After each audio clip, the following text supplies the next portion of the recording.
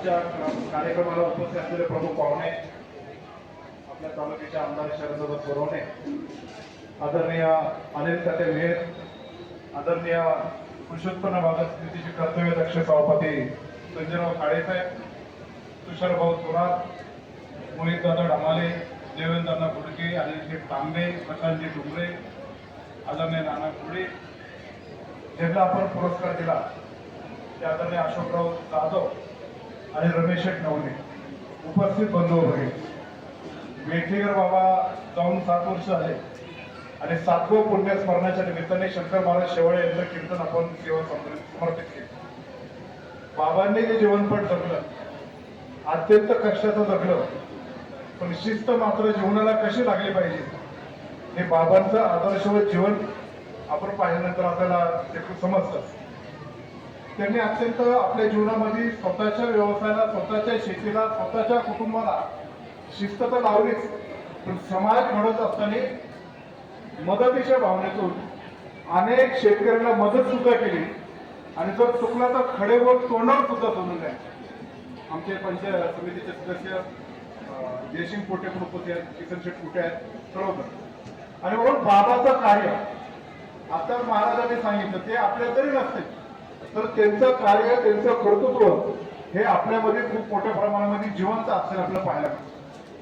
आजच बाबांच्या नावाने जे पुरस्कार आपण दिले ते अशोक शेठ जाधव, अत्यंत घरातली परिस्थिती लहानपणापासून सगळे छत्रछाया हातापर्यंत शेतीमध्ये उभारत असताना कोरोनामध्ये तब्बल घरातले 4 व्यक्तिमत्व जगावले, पण त्यातून उभारी घेऊन स्वतःची शेती तर वाढवली, चांगल्या प्रकारचं द्राक्ष बागायचं झाले, पण अनेक शेतकऱ्यांना मार्गदर्शन करणारे एक शेतकरी वेठेकर बाबांच्या मनातला कसा एक शेतकरी उभा राहू शकतो, त्यांना पुरस्कार आपण अशोक शेठ जाधव यांना त्यांचा प्रदान केला. दुसरे एक व्यक्तिमत्व आपले रमेश शेठ नवले, आपले नवलेवाडी, ज्यांनी ट्रॅक्टर धंद्यापासून शेती व्यवसायामध्ये एवढं मोठं विश्व निर्माण केलं आणि चांगल्या पद्धतीने समाजामध्ये आपल्या कर्तृत्वाने आदर्श निर्माण केला. त्यांच्याकडे बघण्याचा जो आदर्श होत आहे हा त्यांच्या कर्तृत्वातून उभा राहिलेला आपल्याला पाहायला मिळत आहे. त्यांचाही इथं आपण सन्मान केलेला आहे.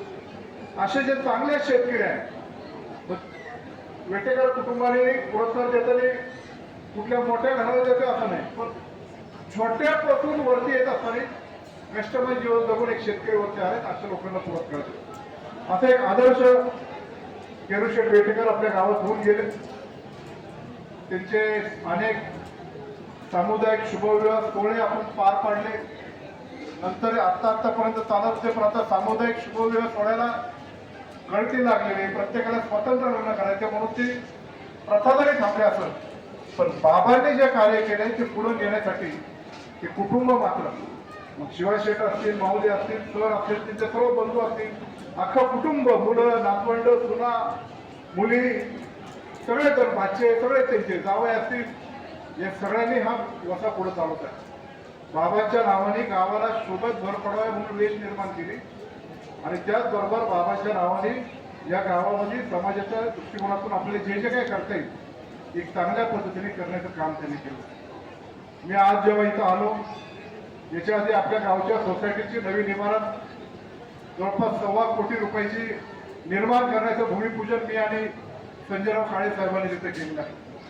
त्या सोसायटीचं हे काम आपल्या गावाच्या प्रती एक आदर्श होत आहे. हे जे गाव आहे शेती संपन्न गाव, पिंपळगाव बगेच्या कालव्यामुळे अजून बागायत क्षेत्रामध्ये संपन्न झालेलं गाव, आदरणीय शिवाजीदादा काळे, संजयराव काळे, अजितदादा पवार साहेबांनी पीडीसीसी बँकेतून मदत केल्यानंतर सतसाधक सारखी पाणी पुरवठा स्कीम या गावामध्ये आली. शेतीपर्यंत पाणी पोहोचतं, शेतकऱ्यांची परिस्थिती सुधारली. पण सतसाधक मध्ये संस्था अडचणीत आल्यानंतर दादांच्या पुढाकाराने संजय काळेंच्या नेतृत्वाखाली ते आपले व्याज माफी करून ते कर्जात मोठी सवलत देण्याचं काम तुम्ही केलं का, तर शेतकऱ्यांच्या प्रती काम करायचं होतं म्हणून आपण. आज पण मी गावात आल्यानंतर काही तरुण मंडळी मला भेटली की गावकड सोडल्यानंतर परिसरातल्या वाड्या वस्त्या आणि मराठवाड्यातल्या विजेचा प्रश्न त्यांनी माझ्या कानावर ते म्हणजे तुम्ही पुढाकार घेऊन आमच्या गावाच्या इथं सोलर युनिट तर उभा केलं, पण त्या सोलर युनिटची वीज आम्हाला आमच्या शेतकऱ्यांना मिळते की नाही आमचा प्रश्न आहे. म्हणून 8 दिवसापूर्वी मी एक्झिक्युटिव्ह इंजिनियर आणि डेप्युटी इंजिनियरची मीटिंग घेतली होती, कारण तेव्हा येडगाव, कांदळी, मोकदबाग तिथल्या परिसराचा प्रश्न होता. तो आम्ही समन्वय साधून त्याच्यात काय बदल करून करता येईल तिथला प्रश्न सुद्धा भेटला. आणि आजही मी त्यानंतर वसले साहेब आणि एक्झिक्युटिव्ह इंजिनियरशी फोनद्वारे संपर्क साधला.